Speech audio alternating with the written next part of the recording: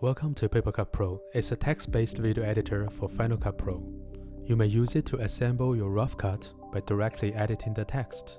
Then export back to FCP to do the fine editing. Start by creating a new project.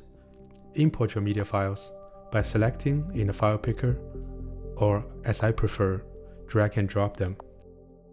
You can then attach transcripts individually, or simply use the relink manager here, which will have an overview of every media and transcript in this project that you can attach transcript or replace media files or transcripts. If you don't have a transcript, you can always go back to Final Cut to right-click and let it create caption for you. Then you can just export the caption file and import it to Papercut Pro. You can also create a timeline and put everything you want to edit on this timeline and export this timeline as FCP XML. And back to Papercut, instead of importing individual footage, you can drag in the timeline. And if you're doing it this way, you're basically importing the transcript first and relink the media file next. And if your timeline contains multicam clip, it's the same thing. Just drag it in and you will need to relink the angles of the multicam. You can also click into the multicam and pick the active angle, which will be played during your text edit. To edit, we start by spawn timeline, which means we create a copy of the source. In Papercut Pro, we always edit on a copy of the source. We never directly touch the source. Alright, enough about the file imports. Next, we're going to do paper edit. This part is very straightforward and intuitive, so I will go quick. But he's just achieved superstar. Well, first of all, I speak.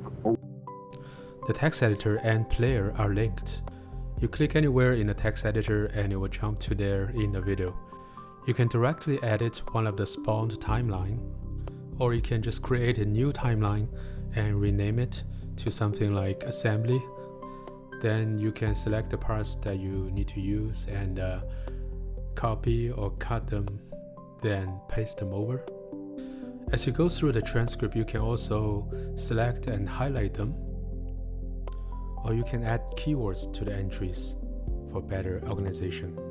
Once you have the transcription annotated, you can filter them based on highlights or keywords, and combine the filters based on your needs. If you are unhappy with how the words were grouped together in the original transcript, you can also use the Smart Split tool, which will use the AI to analyze the audio and do a precise word level split for you. What's the difference between a gung fu punch and a karate punch? Well, you can also do manual override on where the cuts happen. This will impact where the cut will actually be in the exported FCP XML. well, not really, you see, because coming up to the top, you have some options to customize the workspace. You can collapse the drawer, and you can customize how many text editors that shows up in the work area. And besides that, you can also have a pretty customized options for how you want the text to be shown. You can play with it to find whatever that feels comfortable to you.